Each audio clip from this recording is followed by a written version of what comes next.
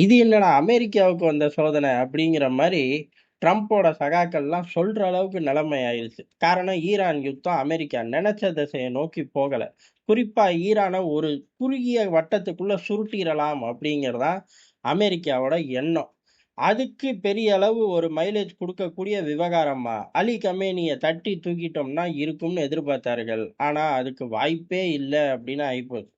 ஏறக்குறைய அவர்களோட 37வது ஏவுகணை தாக்குதல வெற்றிகரமா நடத்திட்டாங்க. 37வது வெற்றிகரமான ஏவுகணை தாக்குதல். அமெரிக்காவ பொறுத்தவரையும் ஈரான் திருப்பி அடிப்பான். 5 ரவுண்டுக்கு மேல அவனால எந்த ஒரு அமெரிக்க பகுதிகள், அதாவது அமெரிக்க பேஸோ, நட்பு நாடுகளையோ, இஸ்ரேல நோக்கியோ ஏவ முடியாது. அந்த அளவுக்கு தரமட்டமா ஆக்குறோம் அப்படின்ட்டு தான் களத்துல இறங்குனார்கள். ஆனா நிலைமை இப்ப அந்த லெவலுக்கு இல்ல. இது பத்தாது அப்படின்னு முஸ்தபா கமேனி எங்க இருக்காருன்னு தெரியவே இல்ல. நாங்க டிக்கெட்ட கிழிச்சுட்டோம். அவனுங்கள உறுதிப்படுத்த சொல்லு அப்படின்னு அமெரிக்கா வம்பிழுத்துச்சு.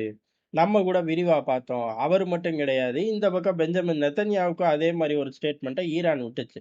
2 ஸ்டேட்மெண்ட்டையும் விரிவா சாதக பாதகங்கள கடந்த வீடியோல அலசியிருந்தோம். பார்க்காத நண்பர்கள் பார்த்துருங்க.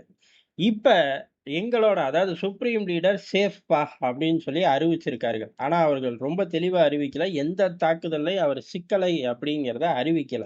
இதுக்கு காரணம் என்ன அப்படின்னா, 2 விவகாரம் இருக்கு. ஒண்ணு உண்மையிலேயே அவரு சிக்கிட்டாருப்பா, பொழச்சுட்டாருப்பா, போங்க இப்பதான் தாக்குதல் நடக்குதுல்ல, அத பத்தி பேசுங்க அப்படின்னு பஞ்சாயத்த கிளன்னு ஈரான் சொல்றதாக எடுத்துக்கலாம். உன்னொன்னு என்ன அப்புட்ன்னா, அமெரிக்க படைகளுக்கு இது ஒரு பெரும் குழப்பத்த குடுக்குது. காரணம் என்ன அப்டின்னா, அலி கமேனியோட மூவ்மெண்ட்டு யுத்த காலத்துக்கு முன்னாடி. அதனால அவரோட மூவ்மெண்ட்ட ஓரளவு ட்ரேஸ் பண்ண முடிஞ்சுச்சு.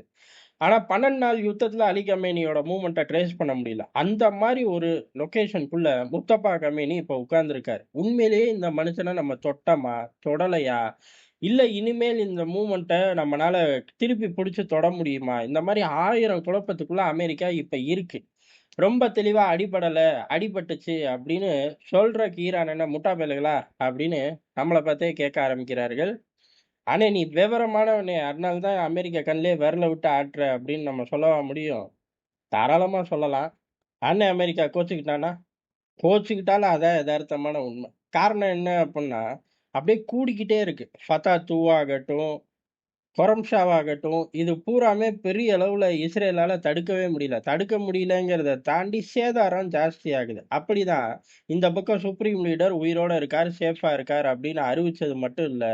கொரம்ஷாவ இஸ்ரேல நோக்கி தட்டிவிட, அது போய் அவர்களோட முக்கியமான சேட்டலைட் கம்யூனிகேஷன் மையத்த சிதறடிச்சிருச்சு.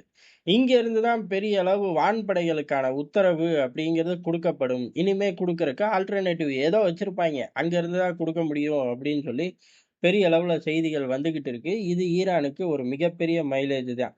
அதுக்கடுத்து அண்ணன் அமெரிக்கா ஸ்ட்ரெய்ட் ஆஃப் ஹார்மஸ நாங்க விடுவிச்சே தீருவோம் அப்படின்னு அறிவிச்சான். என்னடா வந்து லேட்டா சவுண்ட் விடுற அப்படின்னு பார்த்தோம்னா, ஏற்கனவே ஈரான் சொன்னுச்சு. அதாவது ஸ்ட்ரெய்ட் ஆஃப் ஹார்மஸ நாங்க தொறந்து விடுறோம். யாருக்கெல்லாம் அப்படின்னா, அமெரிக்காவோட தூதரக ரீதியாவே உறவ துண்டிச்சுக்க. அவன் கூட அண்ணன் தண்ணி புழங்காத அப்படின்ட்டாய்ங்க. அது எப்புட்றா இருக்க முடியும் அப்படின்னா, அட்லீஸ்ட் கண்டனம் தெரிவி. எதையோ ஒரு வம்பு பண்ணு.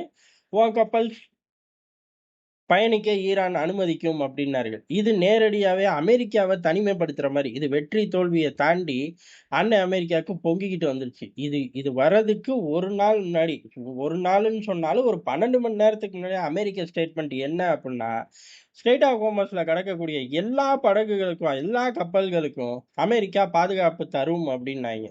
"என்னப்பா அப்படியா?" அப்படின்னு தளபதிகள கேட்டா, "அப்படிலாம் ஒண்ணும் இல்ல" அப்படின்ட்டார்கள். களத்துல என்ன நிலவரம் அப்படின்னா, களத்துல இவர்கள் வேடிக்கை பார்க்கிறார்கள்ங்கிறத தாண்டி பாதுகாப்போ, ஏற்பாடுகளோ கிடையாது அப்படின்னு தான் இருந்துச்சு.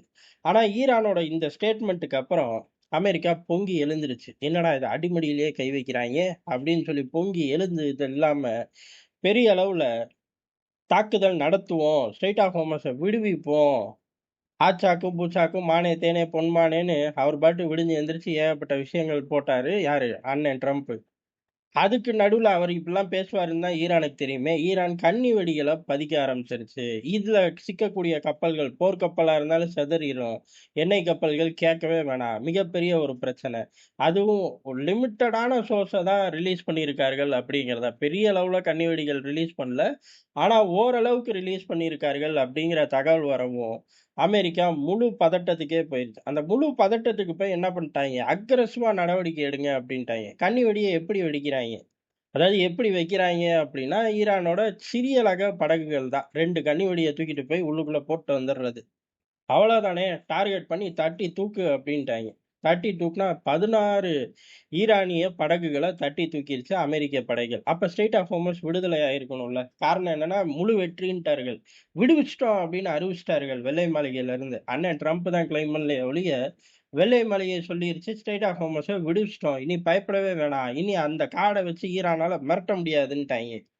"அடேய்! இது அவனுக்கு தெரியுமாடா?" அப்படிங்கிற மாரி கண்ணி வெடிகள் இன்னமும் ஆக்ரோஷமா இருக்கு. அக்ரஸிவா ஈரான் வச்சுக்கிட்டு தான் இருக்கு. காரணம், சிறிய ரக படகுகள் 2 அதாவது சிறிய ரக படகுல 2 கண்ணி வெடிய தூக்கிட்டு போய் கடல்ல போட்டுக்கிட்டு இருக்காய்ங்க. அதுல 16 படகுகள சுட்டு வீழ்த்திட்டார்கள். அவன் 16 தான் வச்சிருப்பான்னு என்ன சட்டமா இருக்கு? பயப்புள்ள நெறையா தான் வச்சிருப்பான். இது நமக்கு தெரியுதோ இல்லையோ, அமெரிக்காவுக்கு தெரியும். இப்ப ட்ரம்ப் வந்து சொல்றார். என்ன சொல்றாரு? "ஒழுங்கா கன்னி வெடிய எடுத்துட்டு ஓடிரு. இல்ல தொலைச்சு புடுவேன்" அப்படின்ட்டாரு.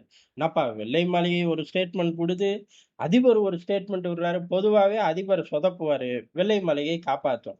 இந்த தடவ வெள்ளை மாளிகையும் சொதப்புது. அதிபர் கெஞ்சுறாரு. அப்படியே ரிவர்ஸ் ஆயிருச்சு. அமெரிக்க அரசியல்ல இது பெரிய பரபரப்பா இருக்கு. நமக்கு இது புதுசா இருக்கும்.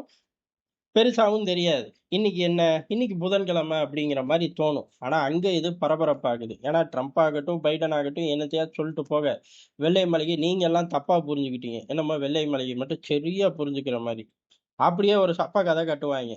இப்ப அப்படியே ரிவர்ஸா போயி, முழுசா ஈரான் பிடியிலருந்து ஸ்ட்ரெய்ட் ஆஃப் ஹோர்முஸ விடுவிச்சுட்டோம்னு இவனுங்க அறிவிக்க, பின்னாடியே அதிபர் வந்து கெஞ்சிக்கிட்டு இருக்காரு. "இங்க பாரு கண்ணி வெடிலாம் எடுத்துட்டு போயிரு. திருப்பி வைக்காத.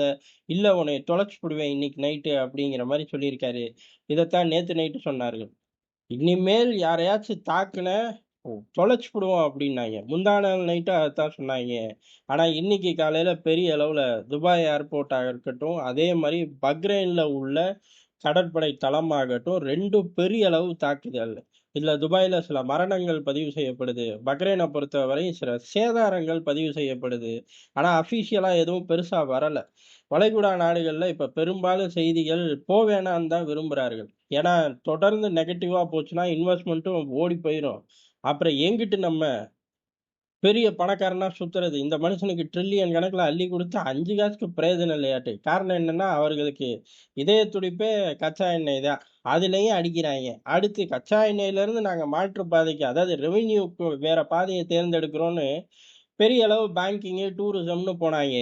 அதுக்கும் ஆப்பு வைக்கிறாய்ங்க. ஏன்டா எங்கள என்ன வாழணுங்கிறியா? இல்லைங்கிறியா? அப்படிங்கிற மாரி மன்னர் குடும்பமே ஒரு பதட்டத்துல தான் இருக்கு. அதனால பெரிய அளவு ஃபுட்டேஜ்லாம் போடாதீங்க. அப்படியே தாக்குதல் நடந்தாலும் அத சரி பண்ண வேண்டியது மன்னரோட பொறுப்பு. "நீ செய்தி போட்டனால சரியாகுமா?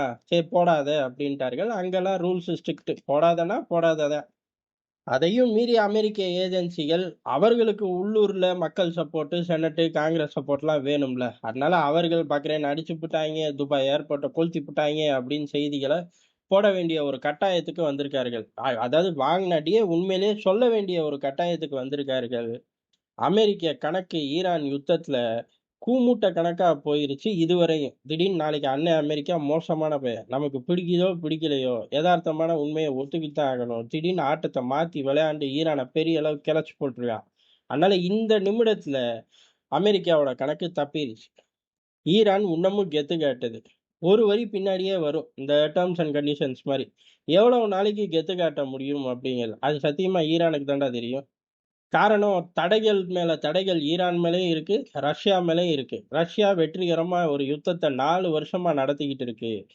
6 மாசத்திலேயே மிகப்பெரிய அளவுல தடைகள் போட்டார்கள். ஆனா அவர்களோட அரசு தலைமை எல்லா ராணுவ இண்டஸ்ட்ரிக்கும் போனார்கள். தடைன்னு ஒரு வார்த்தை வந்துறக்கூடாது. புரொடக்ஷன் நிக்கக்கூடாதுன்னு உத்தரவு போட்டார்கள்.